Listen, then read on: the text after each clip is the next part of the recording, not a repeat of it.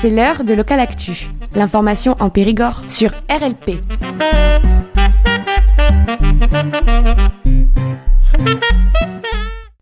Bonjour à toutes et à tous. Aujourd'hui, on va parler culture, photographie et territoire dans un festival qui va transformer littéralement la ville en galerie à ciel ouvert. Direction Nontron, en Dordogne, pour découvrir le festival Errance photographique. Bonjour Pauline. Bonjour Yann. Vous êtes aujourd'hui dans les studios de Radio Libre en Périgord, à Chamiers.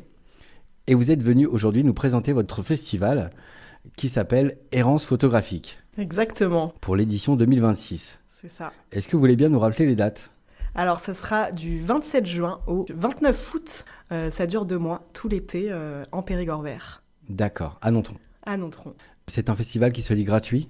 Exactement, c'est en accès libre dans toute la ville. Il y a des tirages grand format exposés sur les murs, entre les maisons, dans les parcs.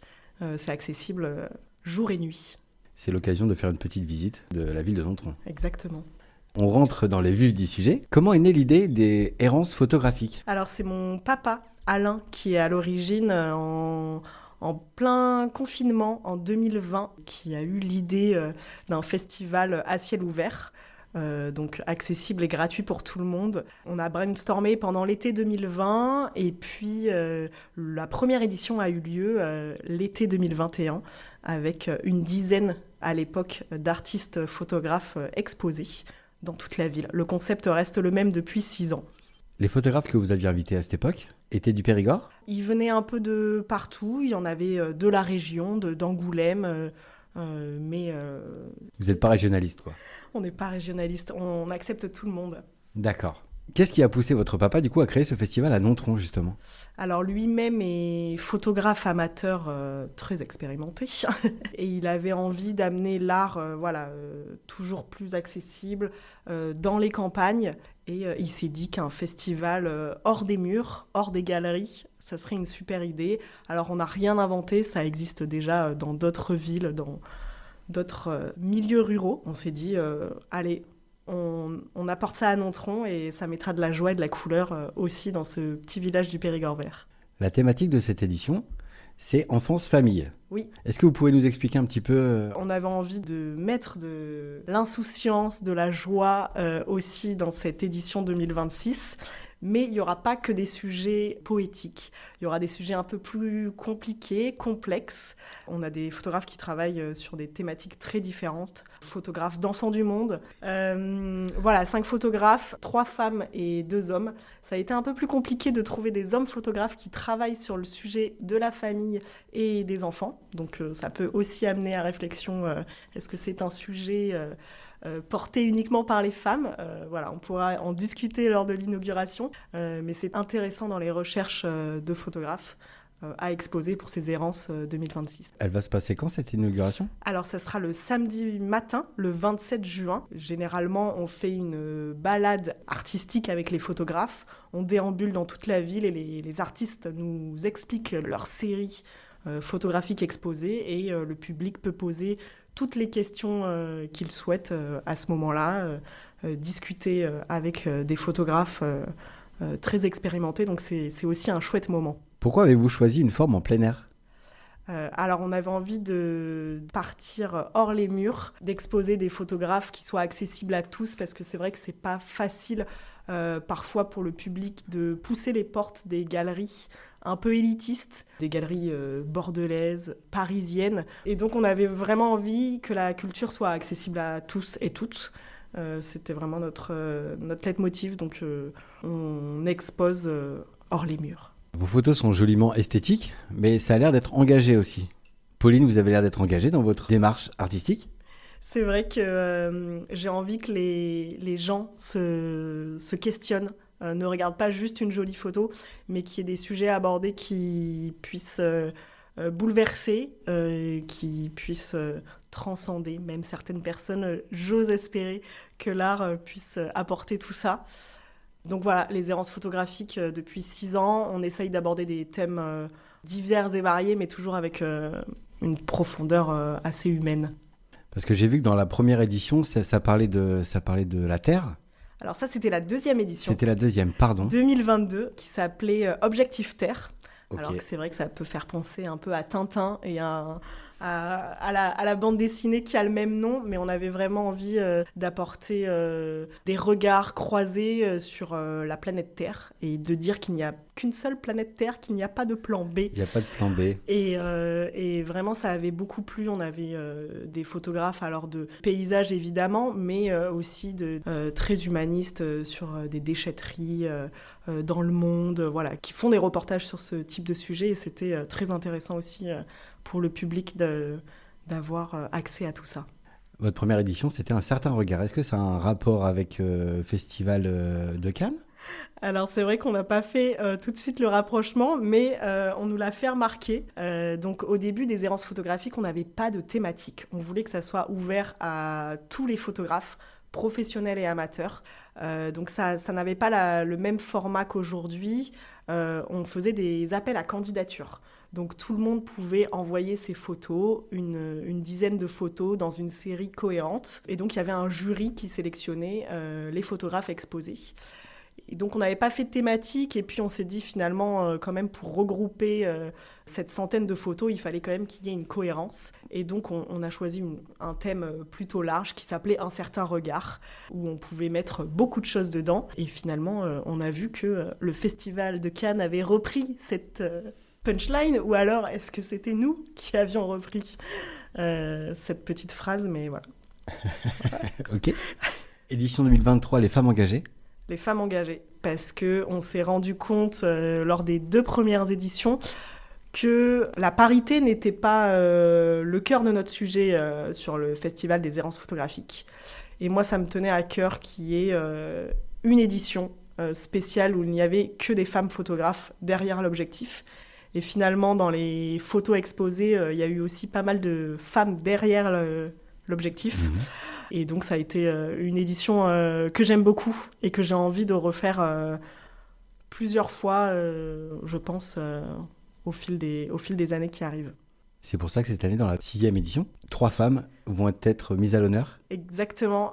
Maintenant, on essaye qu'il y ait une parité. Alors, sur 5 artistes exposés, on ne peut pas avoir de parité égale, mais en tout cas, on essaye d'avoir presque autant d'hommes que de femmes. Donc là, cette année, comme l'année dernière, il me semble, il y a 3 femmes photographes et 2 hommes photographes.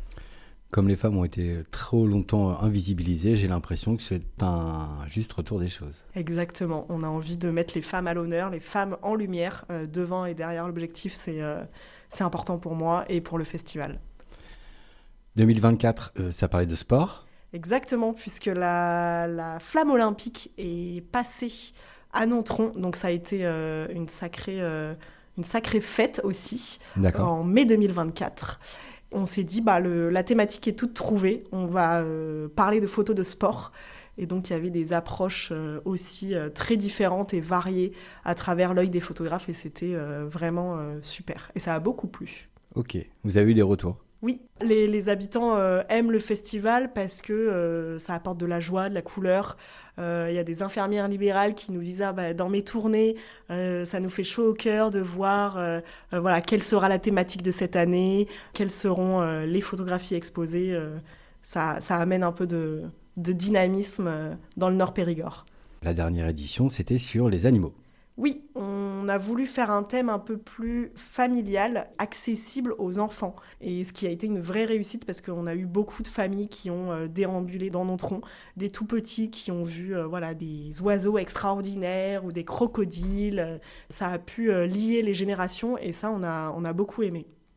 Vous avez un prisme positif sur cette édition, alors que malheureusement, les animaux disparaissent. Il y a plein d'espèces qui sont en train de disparaître à vitesse un petit peu grand V. Comment est-ce que vous avez réussi à garder une image positive de cette exposition photo sur les animaux de l'édition 2025 ? Alors ça a été, je l'ai beaucoup dit dans mon discours d'inauguration de vernissage, on a parlé aussi avec les photographes de leurs conditions de prise de vue, mais l'exposition aussi a été le départ et le début de sensibilisation sur le fait qu'on laisse les animaux tranquilles et on essaye de préserver au mieux la nature et la biodiversité du Périgord vert, mais aussi du monde entier. Vous avez une cagnotte Ulule. À quoi elle va servir cette cagnotte, Pauline ? Alors cette année, c'est un peu différent des dernières années puisque les élections municipales, comme vous le savez, tombent d'ici un petit mois. Nous ne savons pas quelle direction prendra la mairie de Nontron qui finance pour le moment à 100% le festival photo. Donc on s'est dit pour 2026, on va prendre les devants. On va essayer de financer le festival photo par les habitants, par ceux et celles qui veulent bien soutenir l'art en milieu rural, l'art dans les campagnes. Il nous reste une petite semaine avant que la fin de la cagnotte se termine, donc on croise fort les doigts. D'accord. Est-ce qu'il y a des moments marquants dans cette édition 2026 ? Pour l'édition 2026, il y a des photographes que j'attendais pas. On s'était dit qu'on allait travailler sur la thématique de la famille et de l'enfance. Je pensais que ça allait être simple de trouver des photographes de qualité qui travaillent sur ce sujet-là. Et en fait, non. Donc ça a été pour moi aussi une grande recherche. Et je suis ravie des 5 photographes qui vont exposer à Nontron parce qu'on a des sujets plus difficiles que d'autres, sur la Shoah notamment. On est ravis aussi d'apporter autre chose que l'insouciance de l'enfance et la poésie à travers le regard des enfants. Et vous en êtes toute cette cagnotte, ça a bien avancé ? On est à 85% de l'objectif en une semaine, donc on y croit. Il nous faut 4 500 € pour la pérennité du festival et pour accueillir les 5 photographes. Mais ça va le faire, on y croit. Pourquoi vous avez choisi la thématique de l'enfance et de la famille ? Pourquoi pas ? On s'est dit que l'enfance était un sujet universel et que ça touchait tout le monde. On a intégré cette année le club photo de Nontron et on leur a demandé de travailler sur l'enfance des habitants de Nontron. Sur du noir et blanc, donc ils vont prendre des habitants qui ont passé leur enfance à Nontron. Ils vont prendre en photo ces habitants et on va avoir aussi quelques explications écrites sur des petits cartels sous les photos qui vont pouvoir mettre en lumière aussi. Vos photos ont l'air d'être de super bonne qualité. Avec qui avez-vous travaillé pour mettre ces tirages en mode tout terrain ? Exactement, c'est une super question parce qu'effectivement les tirages résistent à tout, la pluie, la canicule. Voilà, ça fait 6 ans qu'on travaille avec le studio Ludo qui est à Poitiers, qui nous fait des super tirages sur bâche et sur support d'Ibon. C'est de l'aluminium qui résiste et vraiment la qualité est top. Donc merci à eux pour leur travail. Vous en faites quoi après de ces tirages ? Alors les photographes peuvent récupérer leur travail à la fin de l'exposition. On n'envoie pas parce que ça nous fait beaucoup de manutention et de logistique, mais ils peuvent venir au décrochage à Nontron et récupérer leur photographie grand format.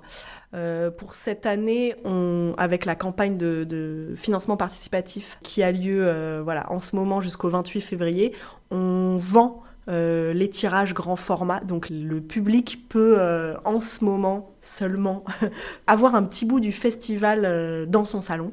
Donc des tirages de super qualité, de photographes contemporains vraiment exceptionnels. Donc ça c'est chouette. Si des auditrices et des auditeurs hésitent encore un petit peu à venir, est-ce que vous pouvez nous donner envie de venir ? Si vous aimez la photo, si vous aimez discuter avec des artistes qui seront présents, n'hésitez pas à vous balader dans Nontron. Il y aura des super clichés grand format qui, j'espère, amèneront de l'émotion et de la réflexion autour de l'enfance et de la famille. Donc, venez. Est-ce que vous pensez que ce type de festival amène des vocations ? Ah, j'espère. Moi, j'aurais adoré voir à Nontron, dans mon enfance, des photographies exposées gratuitement, où j'ai pas à pousser les portes d'une galerie, où je me sens un peu pas à ma place. Là, j'ai juste à me balader en sortant du lycée, à traverser la rue. Vraiment, je pense que ça peut amener des belles choses et j'espère qu'il y aura des vocations de photographes qui pourront naître après ce festival des errances photographiques. J'ai une dernière question. Est-ce que vous avez des rêves pour les 10 prochaines années avec ce festival ? Qu'il perdure. Vraiment, qu'il gagne en popularité, si on peut dire ça, qu'il soit connu, reconnu, qu'on ait des artistes de France, mais d'ailleurs, pourquoi pas, et vraiment que la culture soit toujours plus accessible à tous et toutes, gratuitement, partout. Un dernier mot ? Vive la photo, vive la poésie, vive le beau. Merci beaucoup Pauline d'être venue dans nos studios. Merci Yann pour cette super interview. Avec plaisir. Et on souhaite une très bonne édition 2026 de ce festival qui est Errance photographique avec Pauline et son papa. Au revoir. Génial.